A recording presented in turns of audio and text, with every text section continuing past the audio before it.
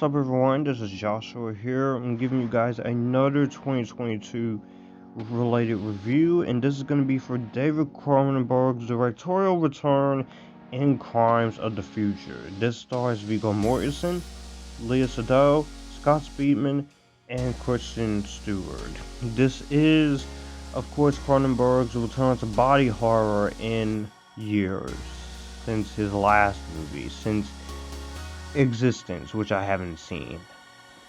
Even though this shares the title with the 1970 film of the same name, is not a remake, and the story and concept is unrelated. But what is the story about? As the human species tries to adapt to a synthetic environment, the body undergoes new transformations and mutations. Accompanied by his partner, celebrity performance artist Saul Tenser showcases the metamorphosis of his organs. Meanwhile, a mysterious group tries to use Saul's notoriety to shed light on the next phase of human evolution. That is basically the plot of this very divided film.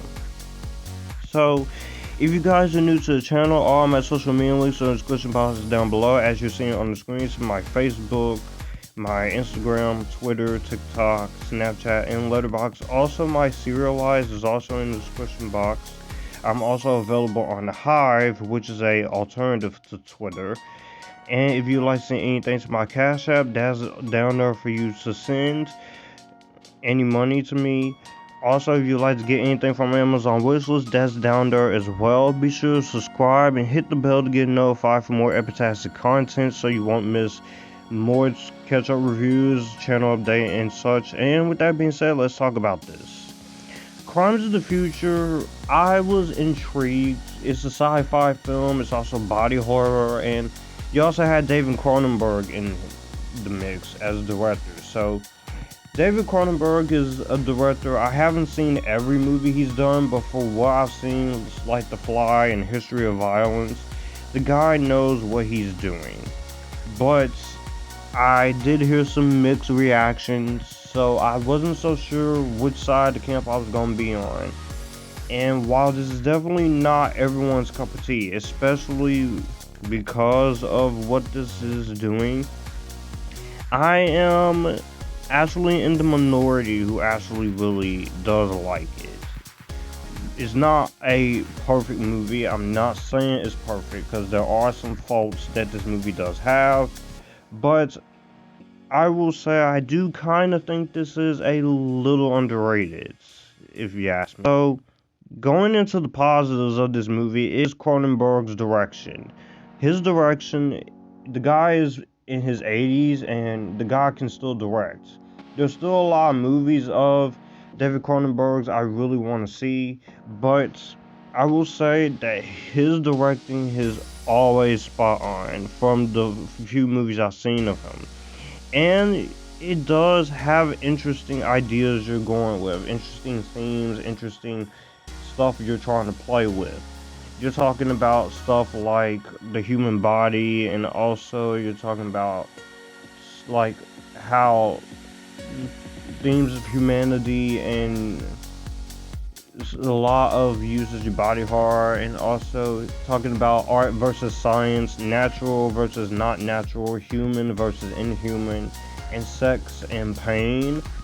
And these themes are explored by Cronenberg and his creative team, so you definitely do see a lot of that when it comes to his direction, and you can tell that Cronenberg is very capable in his direction. I'll get to some of the writing a little bit later, but I will say for what his direction is doing, I think is very good. I can also say that the performances in this movie are really good. You got Viggo Mortensen, one of the greatest actors out there, The Lord of the Rings, so many others, History of Violence. He and Cronenberg has worked together before, so it definitely does help that you do have them taking part into this idea. And I will say you definitely do feel that when it comes to direction and story wise. And the movie knows exactly what it's doing here when it comes to all the different themes and stories and such. But Viggo Mortensen's performance as Saul, he does a very good job in the role. I think he's really good for what he has to do. He's really good here. Kristen Stewart, this is the most subdued I've seen her, and before everyone comments, y'all can stop calling her the girl from Twilight. She's moved on from that. She is a good actress when you give her something to do. So here, you do have her as Tim Lane. She's an investigator along with Don McKellar as Whippet with the National Organ Registry. She's not in the movie very much, but she is the most subdued, she's the most calm, and she does exactly what she sets out to do in her performance. She is doing very good. I have grown to have a resurgence on her, and she's very good in this movie, especially for what is required of her. Again, not in the movie as much, but I think that she does do a really good job in what she has to do, basically. And so, I think for that, the movie does know exactly what is going for it. So it is a bit of a weird movie for me to talk about when it comes to a subject matter like this. Also, you, I think Scott Speedman is also really good in here. You also have Tanyada Beatty, Nadia Litz, and also Welkit Bungwe, and a bunch of other actors in this movie. It's a lot of the cast members in this movie that he's having to work with. So it definitely does play into the performances. Or as good as Cronenberg's direction is, I do say the direction is also really good. But we'll have to talk about Léa Seydoux as Caprice. She is a very good actress. I think she's kind of overlooked anytime she shows up. She was great in 007. I liked her in The French Dispatch. Blue is the Warmest Color. The French version of The Beauty and the Beast. And Léa Seydoux has proven herself to be a very good French actress, like in Eva Green. She's a femme fatale. She's amazing. I do think she's great in this movie as well. And she is a very great actress who I think should be getting a lot more than she is. But she is a very talented French actress. She does good, what she calls them. Yes, this movie does call for her usual, but she does very good in this movie. And she is also very pretty in this movie as well. That's better. Now. Also, this might just be a me thing, but am I the only one who looks at her and does not automatically think of how similar and how much alike she looks to Taylor Swift? You can just look at a picture of Léa Seydoux and look at Taylor Swift and tell me they don't look alike, because they kind of do look alike. I just wanted to point that out there. Obvious, just a little bit of a comedy thing, but Léa Seydoux is due. I think she does what she has to do in the roles that she is given. She's really good here. I am convinced by her performance. So I think all the performances in this movie are good. Technical aspects aside, you have some good technicality stuff, some gorgeous cinematography by Douglas Coach. The way he chooses to frame certain shots and certain camera trickery and how certain scenes are lit up, certain scenes play out, and the more intimate side of things and some of the more disturbing sides of the movie, they definitely do have some play into that as well. I do definitely enjoy a lot of what this movie has to go for in terms of that. So, cinematography wise, I think this is one of the better looking movies of this year. Editing wise, there is a little issue I do have when it comes to the editing of this movie, but it's a short movie. It doesn't drag ass. It gets you straight in, it gets you straight out. The score by Howard Shore is also really good. I do like the score of the film. It is a well composed film for the most part in terms of musical score. And by the end of the day, the question I am going to have to ask, did this movie entertain me? Did it justify itself for what it set out to do? And to that, I think it did. So now moving on to the negatives of this, because there are some issues I do kind of have with this movie.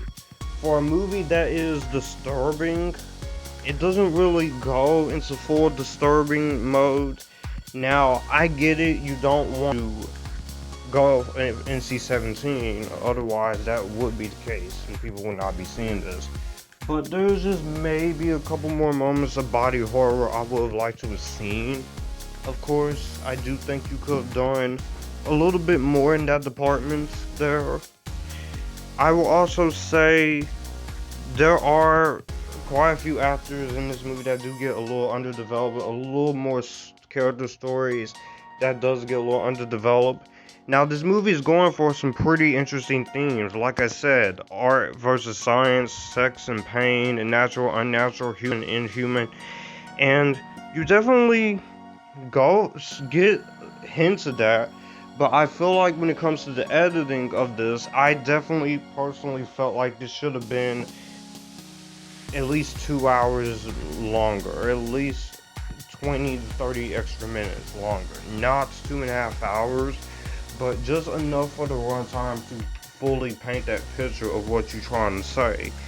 And I think it would have made this much more flow a lot more in terms of what the themes and the story is setting out to do. I will also say I feel like some of the character stuff could have been a lot more fleshed out than usual.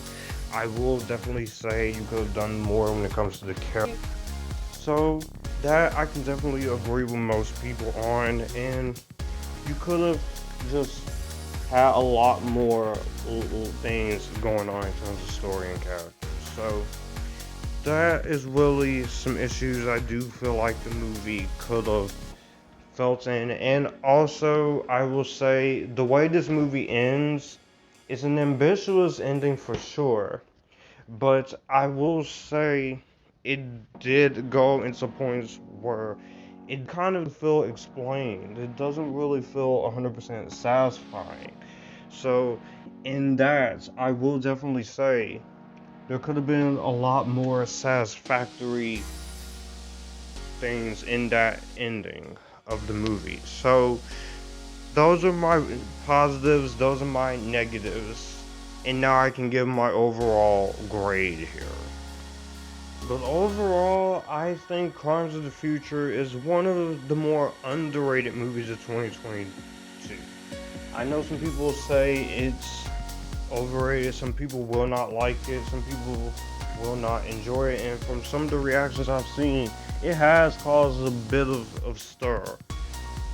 But I'm not saying this is the greatest movie out there. I just think it's actually not too bad. This is my personal opinion. If you disagree, that's fine. But I think Crimes of the Future, it works for me due to having some good performances, having some things that it's trying to say, even though I felt like the movie could have touched on it a little bit longer in terms of its themes. Also, stunning cinematography, some great performances, and a very haunting score. I definitely do have the issues with some characters being underused. I feel like the movie could have been a little longer for some of its themes and some underdeveloped characters. And the ending is kind of confuses me as to what is going on. But if you are a David Cronenberg fan, I would definitely check this out. It's available on Hulu now. And I would give this a highly recommended. Not for everyone, but I didn't mind it. Well, that's going to do it for the video that you just watched. I will have my channel here, so you would like to see anything here. Click the channel icon, subscribe for more. I will also leave a video and maybe a playlist here, so in case you want to see what I'm about. As always, stay Epictasticness, join the Epictasticness, and you guys keep it cool.